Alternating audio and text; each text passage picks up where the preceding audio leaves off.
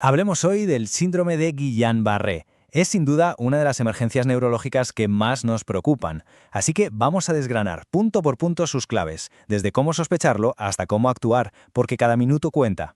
Vale, para entenderlo bien, ¿qué es exactamente el síndrome de Guillain-Barré?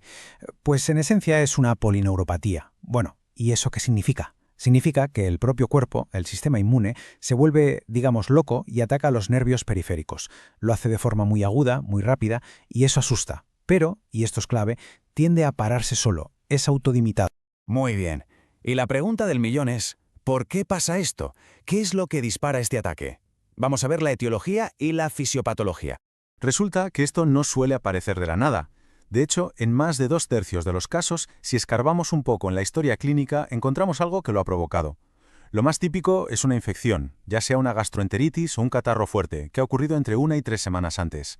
El Campylobacter jejuni es, digamos, el malo de la película más conocido, pero ojo, la lista de sospechosos es larga. Puede ser desde un citomegavirus hasta, más recientemente, se ha visto con el Zika o incluso con el COVID-19. Y aquí la cosa se pone interesante, porque no hay un solo tipo de Guillain-Barré. A nivel de cómo se produce el daño, hay dos grandes variantes. Imaginemos un cable eléctrico. En la forma más común, la desmielinizante o AIDP, el sistema inmune ataca el aislante del cable, la mielina. ¿Qué pasa? Que la electricidad, el impulso nervioso, va mucho más lento. En la otra forma, la axonal, el ataque es más directo, va contra el propio cobre del cable, el axón. El impulso viaja a velocidad normal, pero llega con menos fuerza. Y esto que parece tan teórico, lo vemos perfectamente en los estudios neurofisiológicos. Fijaos, a la izquierda tenemos la respuesta normal de un nervio, una onda alta potente. A la derecha, mirad qué pasa en la forma axonal. La onda está súper disminuida, casi plana. La señal llega, pero llega muy débil. Esto nos da una pista fundamental sobre qué está pasando ahí dentro. Vale, ya hemos visto el cómo a nivel microscópico. Ahora, ¿cómo se traduce todo esto en lo que vemos en la consulta, en la cama del paciente? El cuadro clásico es de libro de texto, la verdad. Empieza casi siempre por los pies, unas parestesias, unos hormigueos raros, y poco después empieza la debilidad. Y es una debilidad que va subiendo, como una marea, de los pies a las piernas, luego a los brazos, y es bastante simétrica. Lo más importante es que esta progresión es rápida. En un par de semanas, como mucho 4, el paciente alcanza su punto de máxima debilidad.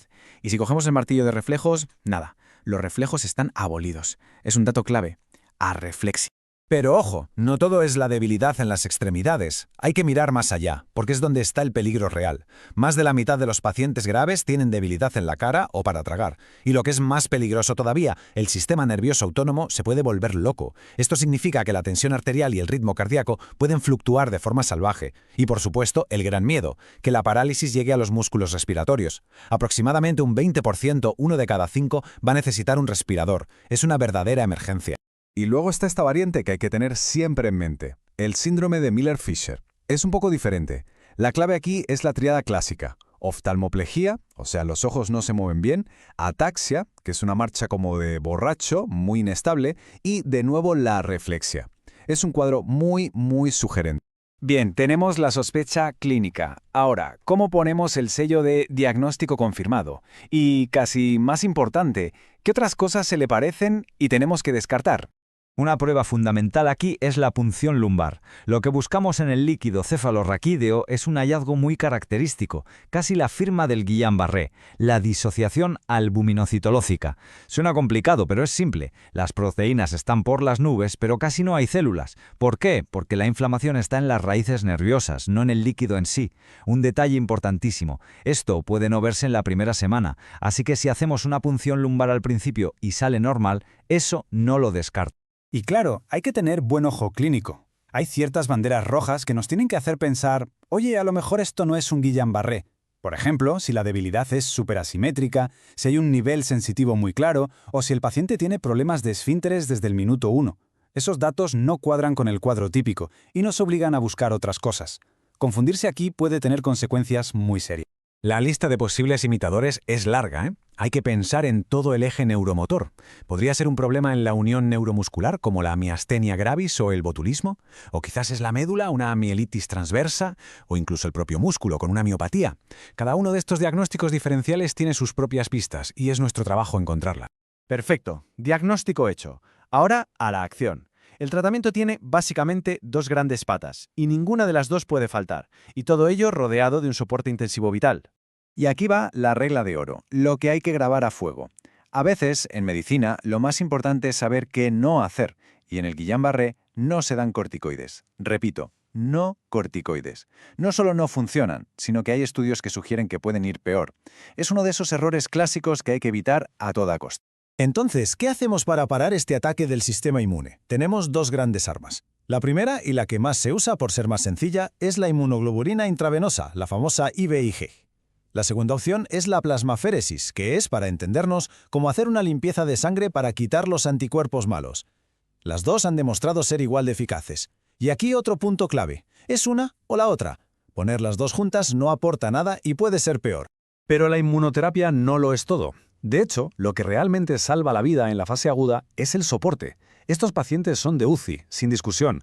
Hay que estar encima de ellos constantemente, midiéndoles la capacidad vital cada pocas horas para que no se nos ahoguen, vigilando la tensión, el corazón, todo. Y por supuesto la profilaxis para que no hagan trombos y empezar con la fisio en cuanto se pueda. Cada detalle cuenta.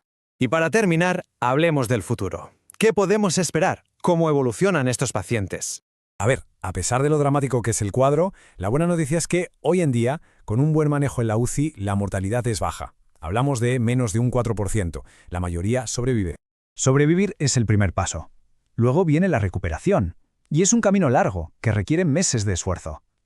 La mayoría mejora mucho, pero no es raro que queden secuelas, una debilidad residual que les acompañe. Lo normal es que empiecen a mejorar unas semanas después de alcanzar el pico de debilidad.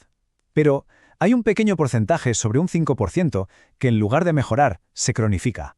Y ahí ya hablamos de otra enfermedad, la PID. Y esto nos plantea un reto diagnóstico a largo plazo muy importante. Si un paciente, después de un mes o dos, en lugar de mejorar, sigue empeorando, ¿estamos ante una recuperación muy lenta o es que el proceso se ha vuelto crónico? Saber distinguir una cosa de la otra es fundamental porque el tratamiento y el pronóstico cambian por completo. Es una pregunta que siempre hay que tener presente en el seguimiento.